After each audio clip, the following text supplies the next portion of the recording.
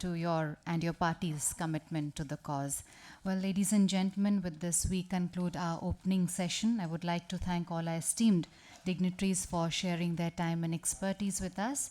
May I now invite you to kindly join us for a cup of tea and coffee. And as you know that we are running slightly behind schedule, may I please request you all to kindly join us back in the next 15 minutes.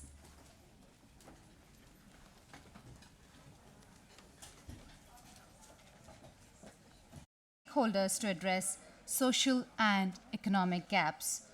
We're indeed very pleased to have with us our session moderator, Dr. N. Chandramohan, the former senior editor for the Hindu, Times of India, and the Economics Times with us here.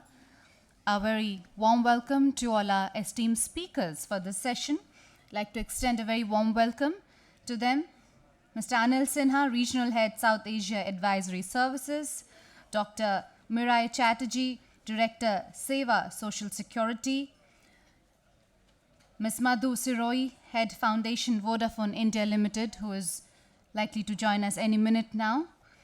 And Ms. Ivanka Mamik, Technical Officer on Multinational Enterprises and Social Policy.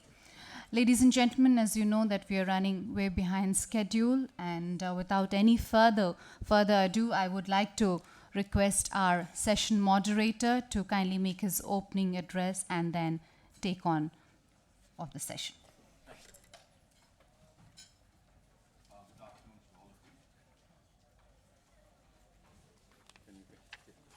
Is it on? No, this. Yeah. Good afternoon to all of you.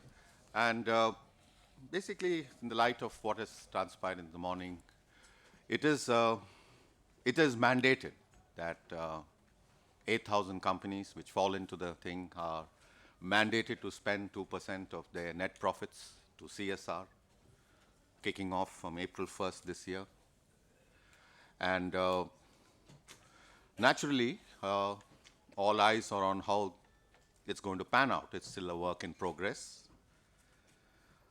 The companies that have got into this area, regardless of the mandatory requirements, are the ones that have a better advantage than those who are just reacting and being forced to implement this policy change. What I mean to say is that as it transpired in the morning session, there are some business groups that have been involved in this area. The Aditya Birla Group, the Tatas, for instance, their work in rural development I have participated in several such visits to their rural development activities since the 80s. That time there was no such CSR law. They were just doing this in some way, it was aligned to their interests to keep Jamshedpur perhaps free from distress migration, to improve income earning opportunities in the rural areas. They were working on the tribals, they were working on population change. There were quite a lot of activities they were doing it. So it is advantage to such groups to scale up, to make their activities replicable, to in effect introduce an element of ambition into their activities, or what is termed CSR in some way. Similarly, global companies. CSR is, whatever way you put it, there's another word for social business enterprise, impact investment. There has been a backlash in globalization, against globalization, and many transnationals. In fact, they've invested about $3.3 trillion. It's one of the biggest corporate investment cycles since the railway boom of the 19th century. And their experience has not been, especially in emerging markets like India, Brazil, Russia, China, and other countries, has not been very felicitous. And in some sense, many of them have been forced to confront the backlash and adapt to the fact that the communities they are investing in to make a go of it, and in some sense, whether you call it social business enterprise, whether you call it corporate social responsibility, even in many of them in their own way have been forced to get into this act and things like that, so into this thing. So the point is, even as far as they are concerned, in the sense that amongst their ranks, the transnationals who implement policies in their own interest rather than following short-term profit maximization, if they follow humane policies at the workplace, if they address the needs of humanity in the markets they operate in, they tend to do much better over the long run than those that just seek short-term profit maximization, whether it's the rate of investment or whatever it is. The question, therefore, is how many such companies are there that do it in their own interest?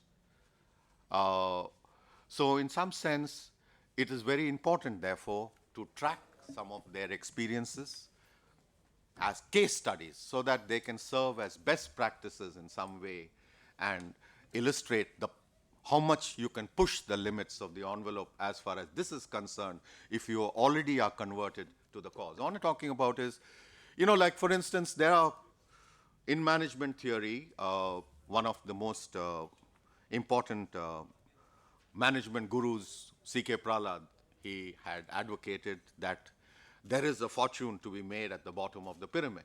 I mean, many people were very skeptical when he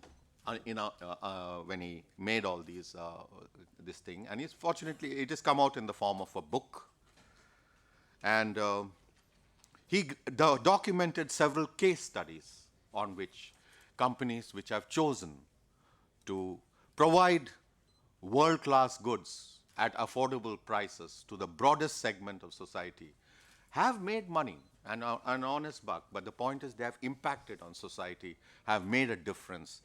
But there aren't too many adherents to his view, and there are many skeptics, maybe even in this audience, who will say, where is this fortune that he has seen that we haven't seen till now? So in some way, the business of humanity is another such thinking which I outlined to you, that you follow humane policies, humanitarian, you address the needs of humanity. Like for instance, what are humane decisions? So humane decisions include the option of eschewing downsizing and layoffs during a downturn, safety, quality, diversity, environment, social sustainability, gender equality, integrity. Now, these type of things are humane in some sense. If you follow such policies, you'll add enduring value much more than short-term profit. So in some sense, so there is this corpus of thing, and as I said, Indian companies or transnational companies, if they, in some way, somebody prior to this discussion was saying, if it is there in their DNA, if they feel it in their own interest to do it and do a better job of it, if they follow such things, they can make a go of CSR. Otherwise, the danger is that it will just become a target-filling activity, and people need ready packages to implement to meet the mandated norms, and it will degenerate into that. With just this thing, I would like to open the thing with our first speaker, Mr. Anil Sinha from IFC, to indicate to us IFC's interventions in CSR, preferably with an India angle, if this thing.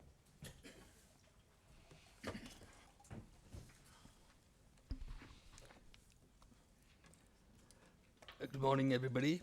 Thank you, Mr. Chandramohan, for that opening address, as well as inviting me. I'd like to thank Mr. Upadhyay, FICCI, for that invitation. It's a great pleasure for me to be here on this august dais with fellow speakers of such eminence to discuss with you this issue about mobilizing for impact through CSR. I think the key word here is impact. Key word here is not money. Too much is talking about 2%. But what is the step that we want to go? The next one is why this entire initiative was initiated, was to create that development impact. What I want to leave with you is how do we bridge that final gap in terms of measuring objectively and verifiably the impact, collating it and aggregating it. If this CSR bill is to have success, 5 years down the road, we should be able to say, here corporate India has done the following in terms of development impact. Right now, all we're talking about is 2%. I just want to leave that as a challenge because Mr. Chandramohan said, leave issues on the table. About IFC, if you permit me, I'd like to just give you a couple of slides on IFC. IFC is the private sector arm of the World Bank. Our job is to have inclusive growth through the private sector. We provide finance and we provide advice. So we are the largest provider of finance to the private sector in developing countries. Last year, for example, we committed $25 billion directly to the private sector without government guarantees. We are self-sustaining, as we say. We don't go back to our host our countries for annual allocations. We are AAA rated. We raise money in the market. We invest in developing countries with the private sector for development impact, and we make some money out of that too. That's what makes us sustainable. So if you want an example of a social enterprise at the highest level, maybe that's what IFC is.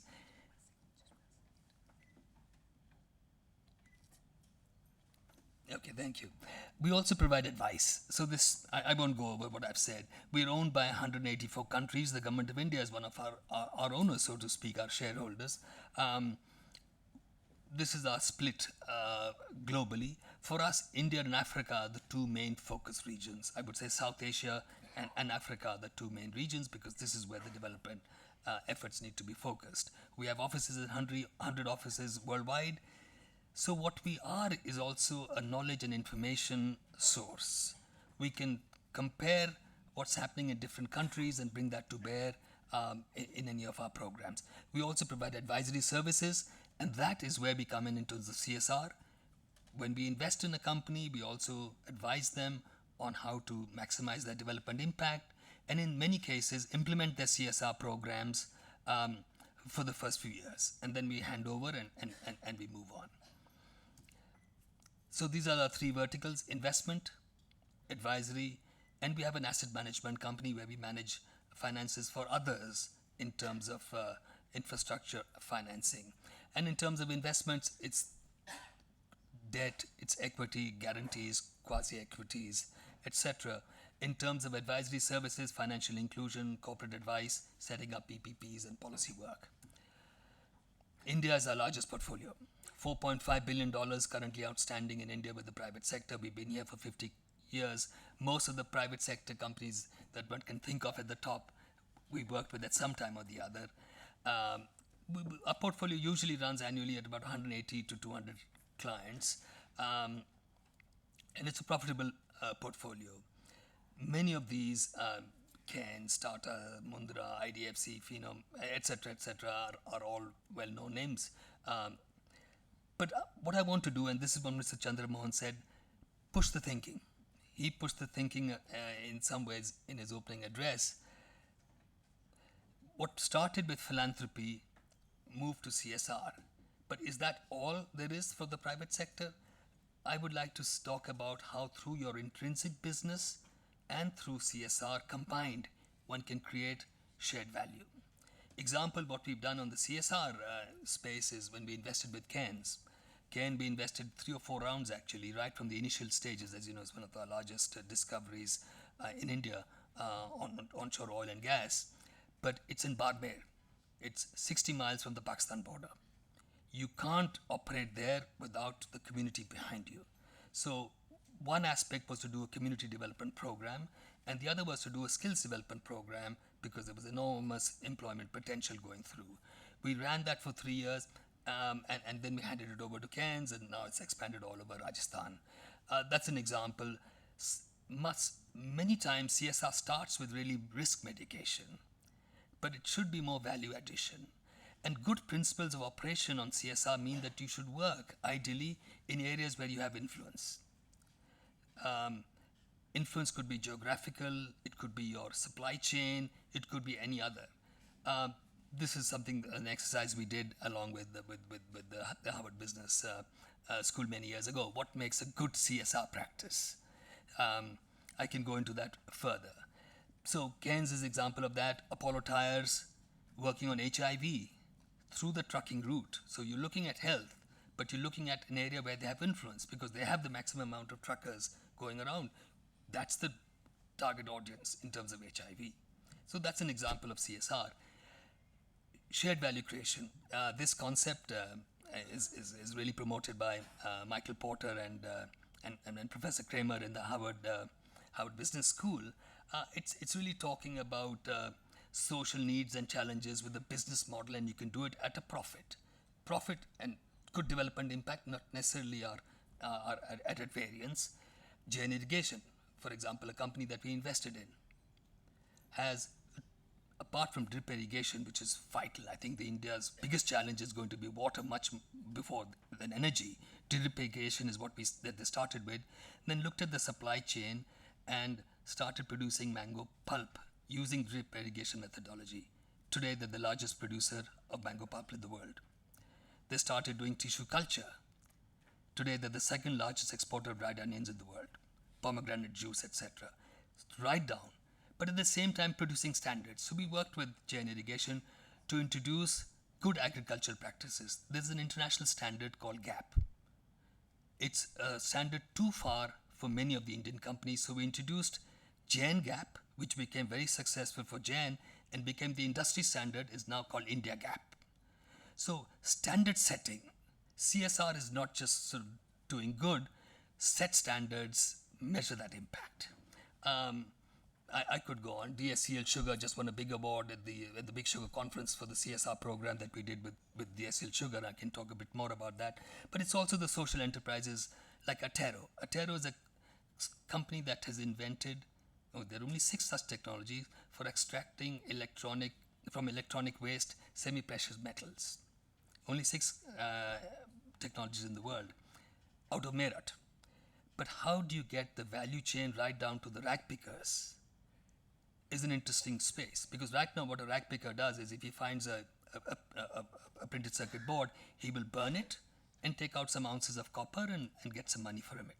But when he smells those toxic fumes, they're cancerous. Isn't it the social responsibility of all these big electronic manufacturers to look at formalizing and improving that supply chain?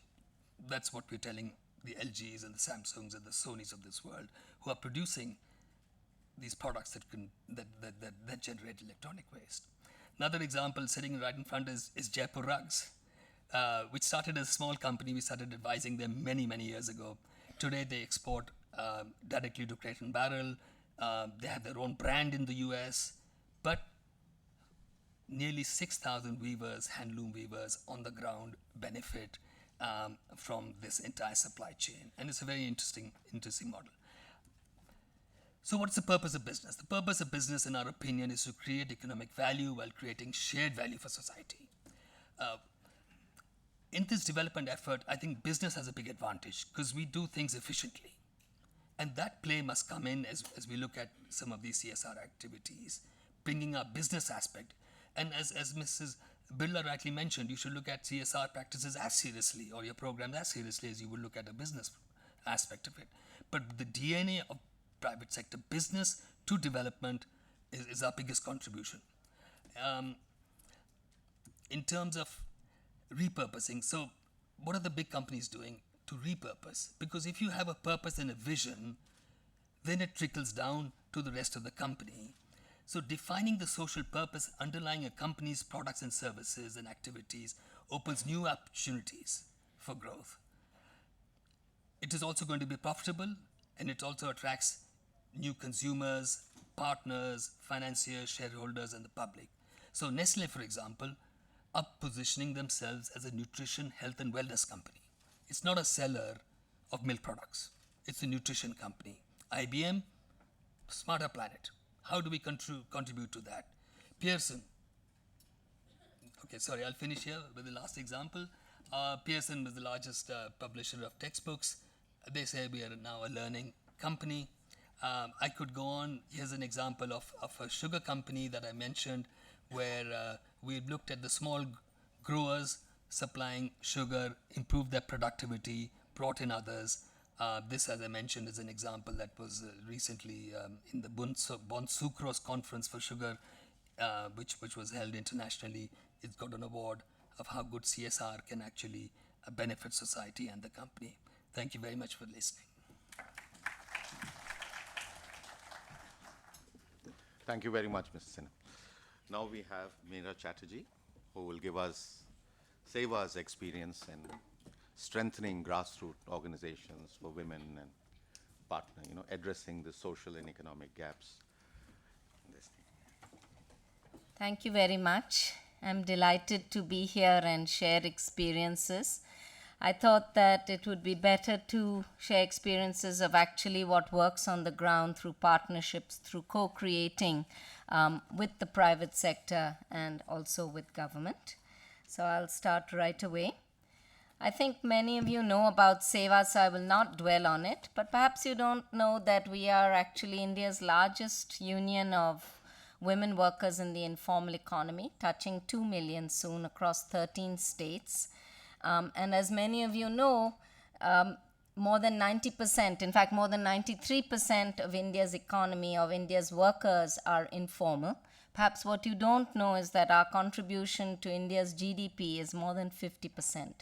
So, India's growth and prosperity is powered by the labor and by the work of, well, more than 93% of the working poor of this country. It's founded by Ela Ben Bhatt, and our approach has been actually to promote small local organizations. Some of them have over 40 years grown quite big, like Seva Bank. So it is the self-help approach. It is the approach which we do share with FICCI, which I learned today, which is also inspired by Gandhiji. We start with ourselves, we start with our own village, our own mohalla, and then move forward slowly. Just a quick slide about our goals. Our main goal is to strengthen women and their families, women workers, and bring them out of poverty and move towards self-reliance. And for us, self-reliance is both, of course, financial sustainability, but also the ability of women and local people to run democratically their own organizations, their own businesses and enterprises. I thought I'd focus on today on partnerships, which is perhaps not known by too many in the service sector, particularly in providing basic social protection, social services. And the first example I've deliberately chosen is from the sector of early childhood. We talk a lot about education, but I think one of the most neglected areas crying out for attention and partnerships is early childhood. We know now scientifically that a child's brain and the child's growth and absorbing capacity reaches its maximum at the age of 6. So long before she or he even crosses into school, there is a lot to be done. And since in those days there was no integrated child development services, ICDS, like we have now, a revamped and restructured, very welcome ICDS in the country, we started our own childcare cooperative, which is a joint venture, if you will, between the workers themselves, those who employ them when they're employers like agarbatti owners, BD merchants, and so on. And also local people. I mean, I think we have to, and it was mentioned by the Honorable Parliamentarian Mr. Thakur this morning, I think we have to build on our traditions. We do have a tradition of self-help, of community ownership, community involvement, and giving, particularly for children, annadan, food, those kinds of things. And we found to our surprise when we started these small local childcare centers, it was the Kirana Dukan people who came and said, have some wheat, have some oil, someone gave a fan, and so on. And that's really how the ball got rolling. And then, of course, other donors, including corporate donors, came into the fray, and educational organizations like Gully Gully Sim Sim or the Indian Sesame Street, because we didn't have any experience in modern child development ideas. Just a quick slide on impact, and I'm very glad Mr. Sinha mentioned impact, because small beginnings do have impact. Look what happened to mother's income. I think early childhood investment is one of those areas that is so neglected. We always say in every forum it is poverty reduction. If you want to reduce poverty, for God's sake, let's organize in every mohalla and every village of this country early childhood care centers. It also releases mothers to go out and work. And in a study, we found that at least 50% of her income increased. And the women said, from rotlo and chili, now I can bring dal and vegetables. So they're not waiting for some food programs or anything. They themselves would like to go out and do this. 100% of the children went to school. and I should have added, and stay there. We have several college graduates, we have doctors, we have lawyers, we have pharmacists, and others. The other thing we found from our study is that 70% of the siblings, the older sisters particularly, but also brothers, entered school for the first time just by this intervention. So if we want to focus on education, we really have to focus on early childhood. And because this center provides care holistically, health care, nutrition, and so on, and just attention, feeding the child repeatedly, we have now very few cases of third-degree malnutrition. Of course, sometimes the kids get sick and then their weight goes down and so on. And also a regular forum for interacting with parents, with teachers and others who never had any Montessori training or child development training but are so keen to learn, particularly the fathers. In the last 10 years, we find that young men are actively engaging, and it's a very welcome development. The second example, again, is a cooperative called Lok Swasthya Seva Health Workers Cooperative. I'm a public health worker, so I've been associated with this cooperative from the beginning. It's a cooperative of dais who have been saving our mothers and children all across this land for, I don't know, thousands of years, and yet we don't give them that credit. And frontline level health workers. We have over 1,500 shareholders, which means that each of these frontline health workers and dais contribute at least 100 rupees as share capital. Our turnover is still small, it's about 5 crore, but anyway, it's a local organization run by a democratically elected board, and this just gives you a little bit of a flavor of what the activities are. What I want to stress on is the partnerships. We talk about the last mile, our government is investing more in public health and so on, but how in the world do we reach the poorest, the weakest, women, minorities, and the most vulnerable of workers in this country? And we have found that this is a win-win combination, working with government and private providers, developing networks so a mother knows where to carry her sick child and run immediately for attention and so on. I also want to mention TB control because, of course, unfortunately, India is the biggest reservoir of tuberculosis in the world, as many of you would know.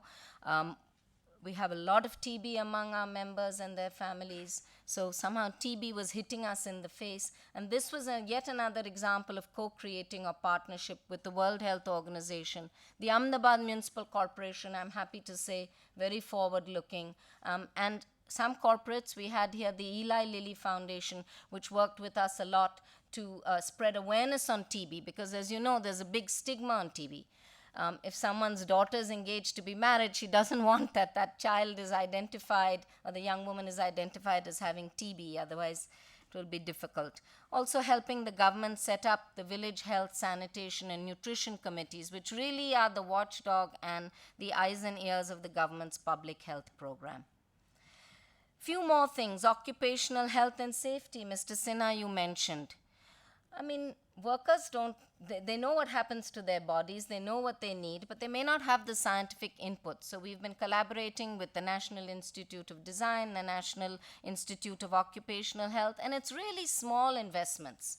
A sickle that costs 60 rupees, you upgrade the sickle so when the woman is cutting sugarcane in the fields of South Gujarat, she has less stress and strain on her body, for example.